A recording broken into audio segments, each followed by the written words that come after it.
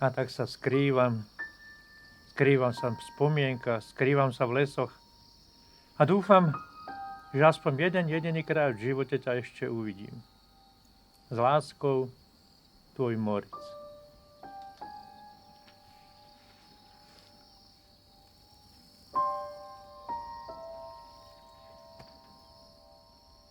Čo je morálne? Čo je správne? Desatoro? Ako nás učili rodičia? Si otca svojho, matku svoju, nezosmilníš, nepokradneš, nezabiješ.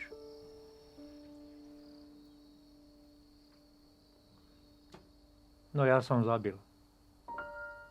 Zbytok života som strávil hľadaním odpovede na otázku, čo urobí správny chlap v situácii, keď nevie, ako sa má zachovať. Ja som vedel vtedy, čo mám urobiť. Vedel som, čo mám urobiť a musel som. Som ale správny chlap.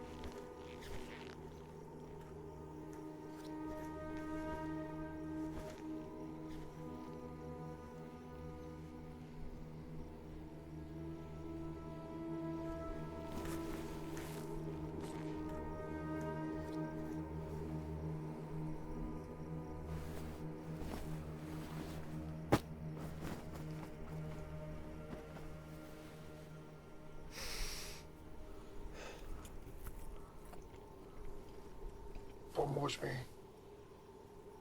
Help me.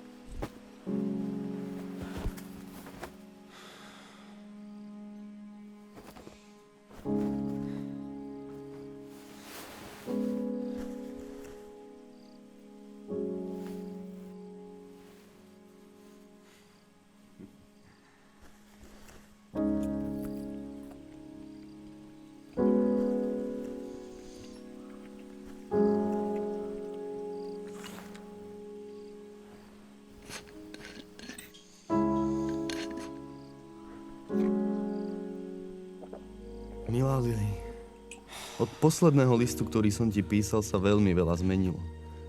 Rusov je stále a stále viac. Chýbali nám už aj základné suroviny. Chýbaš mi.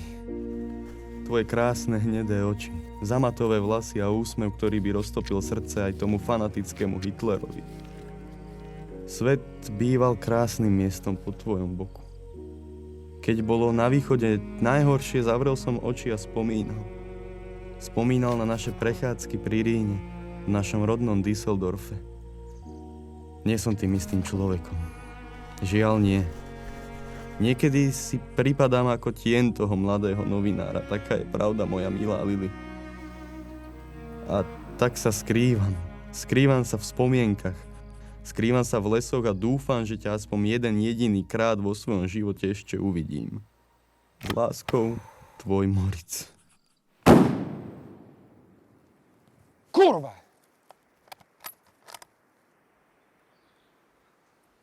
Čo si našiel? Židatoť v lese? Nie. Videl som tam srnku. 24. október 1944. Dnes sme s mojimi mužmi prečesávali od rána oblasť v lesoch medzi krajinou Bystrou a Nižnou Pisanou. Morálka mojich mužov je priaznivá. Sú odhodlaní naše veci. Keby sa to tak dalo povedať aj o mužoch vo Wehrmachte. Veteráni sú unavení z rokov strávených na fronte a nováčikovia dezertujú. Niektorí ešte skôr, ako stihnú vôbec vystreliť. A to práve teraz, keď naše hnutie potrebuje odhodlanie a fanatizmus. Čaká nás neľahká úloha, ale pevne verím, že aj túto prekážku prekonáme a znova sa pozdvihneme na bojovom duchu. Situáciu nám sťažujú znova ľudia, ktorí majú veľký nemecký národ v zuboch už od nepamäti. Som šťastný, že môžem Nemecku pomôcť vykonávaním tejto práce. Nie je to práca pre každého. Avšak aj mňa dnes postihla chvíľa, kedy som znova premýšľal nad rodičmi. Chýbajú mi. Ešte stále nie som celkom vysporiadaný, ale vždy si opakujem, že som to urobil pre dobro celého nemeckého národa.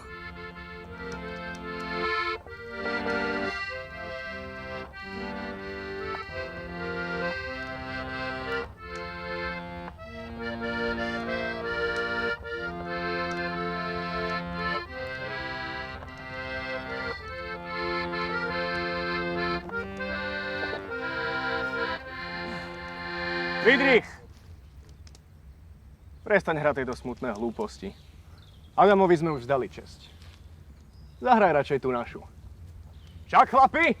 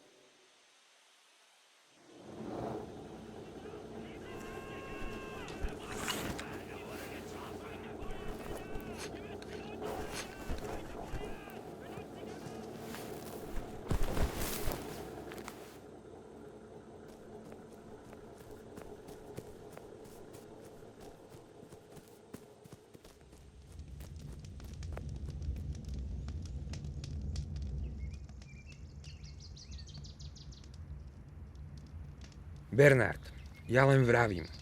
Keby okrem Göringa má na starosti Luftwaffe niekto z nášho vedúceho velenia. Bitku o Anglicko by sme vyhrali a na východe by nebol žiadny problém s zásobou. Prestaň s tým. To radšej mohol Friedrich hrať tie svoje smutné hovadiny, ako ísť na drevo. Kamarát, nie je to v podstate úplne jedno. Ja viem, že pri ďalšej ofenzíve prelomíme tú ich líniu. Len sme teraz mohli takto sedieť a popíjať niekde na mojej farme na Ukrajine. A nie tu. Ty? No tvoja farma na Ukrajine. Chlapec z mesta, čo farmu prvýkrát videl v Chatyni. Doteraz cítim ten smrad. Boli to partizáni. 75 detí. Kde je partizán, tam je aj Žid. Dobre viete, že v posledných rokoch sú naše jednotky jediné, na ktoré spoľah. Dobrý vojak počúva rozkazy, a to bez zbytočných otázok. Na vašom mieste by som zmenil tému. Nemiešajte prácu s voľným časom.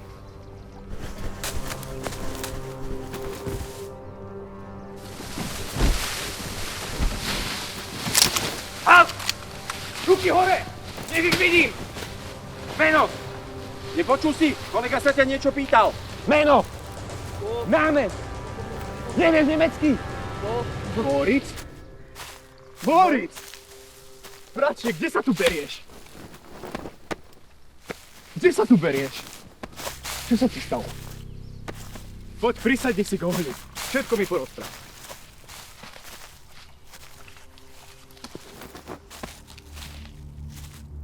Myslíš? Na 100%.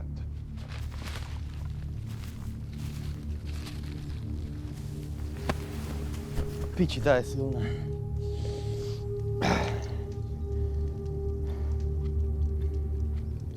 Kde sa tu berieš tak uprostred ničoho? Čo nové? Cigaretu? A kde máš jednotku? Včera v noci nás prepadli, tam za kopcom. Potom som hľadal cestu naspäť.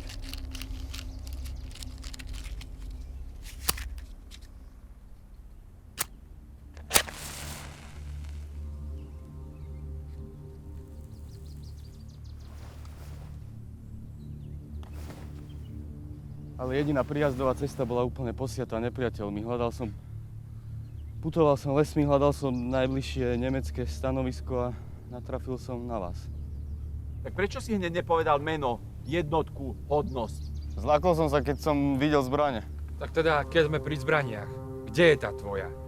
Tvoju jednotku prepadli a potom čo? Povedal si, že bude lepšie chodiť po lesoch neozbrojený? Karol?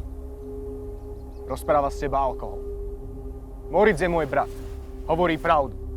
Keď raz povedal, že sa zobudil na boisku celkom sám, tak to tak aj je. Počkaj, Hans. Nám sa to len celé nezdá. Pre teba nie som žiadny Hans. Ale Hauptscharführer Merkel. Tak teda Hauptscharführer Merkel. Chcem podať hlásenie, že sme zadržali dezertéra z nemeckých pozemných jednotiek a čakáme na ďalšie rozkazy. To nemyslíte vážne? Kurva! Je nad slnko jasné, že je to dezertér. Zobudil sa sám na boisku, bez svojej jednotky. Je úplne logické, že sa vybral hľadať najbližšiu pomoc. Taký ako on poznám. Vidím mu na očiach tú zbabelosť. Vysokoškolák, ktorému trčí pero z rici. Určite bol vedúcim nejakého krúžku. Je to dezertér. Priznaj sa! Moritz? Povedz im, čo si povedal mne. Moritz? Braň sa! Plné zuby! Ľudí ako ste vy, Hitler aj celú túto vojnu. Áno. Mal som príležitosť, tak som zdrohol. Stačí ti taká odpoveď, bratček? Či mám ťa ja oslovať Hauptscharführer? To nemyslíš vážne. Myslíš si, že si s neba robím piču? Moritz, mal si premýšľať! Dobre vieš, čo robia dezertérom, keď ich chytia. Kam si myslel, že utečieš v týchto lesoch? Nikdy nevieš. Možno som si aj ja chcel podpáliť nejakú stodolu s Ukrajincami a tváriť sa ako veľký záchranca hrdého Nemecka. Zavri si papulu. Vypadni odtiaľ. Zmizni mi z očí, ty červ. No kamarát, tak za chvíľku budeš mať vojnu za sebou. Nech len vypadne. Čo sa tu deje? To kolega, od Wehrmachtu. Dezertér. Brat nášho veliteľa. A on ho chce nechať ujsť. Hans, si našim vzorom. Si vzorom podôstojníka SS. Si členom strany. A pre naše hnutie si urobil viac než dosť. Preto ťa rešpektujeme. On však musí niesť zodpovednosť za svoju zbabelosť. Karol, okamžite sa ukludni. Svojich rodičov si bez problémov udal. A tohto zbabelca chceš nechať ísť? Čo si spravil rodičom? Čo je s našimi rodičmi? Zdá sa, že nie sme až tak úprimní, ako by sa zdalo. Však Hauptscharführer. Berte ho!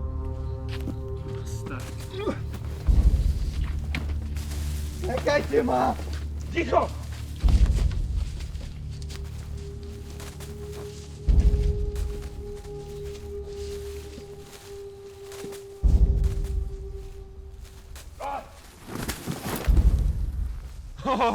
Kamarát, zabudni. Ty si mal posledného, ja som na rade.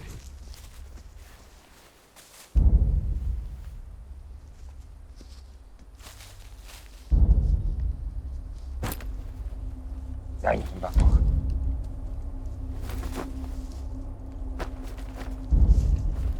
Čo je s mojimi rodičmi?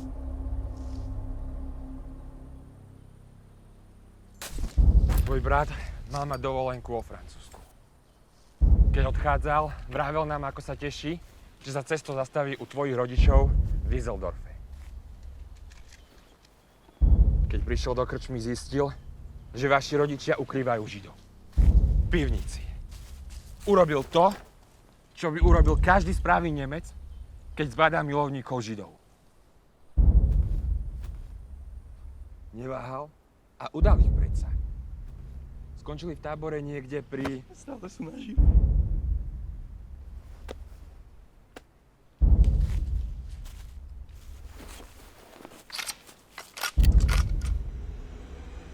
Licht an! Achtung! Hopp!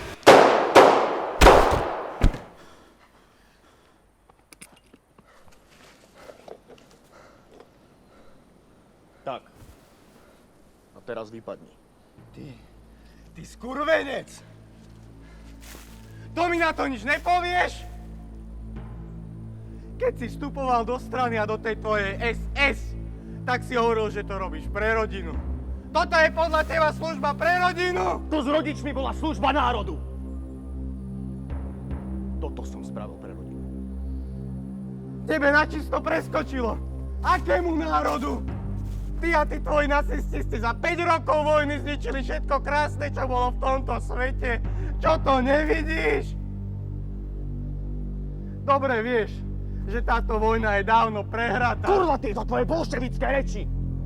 Mal si tie kulky radšej dostať ty.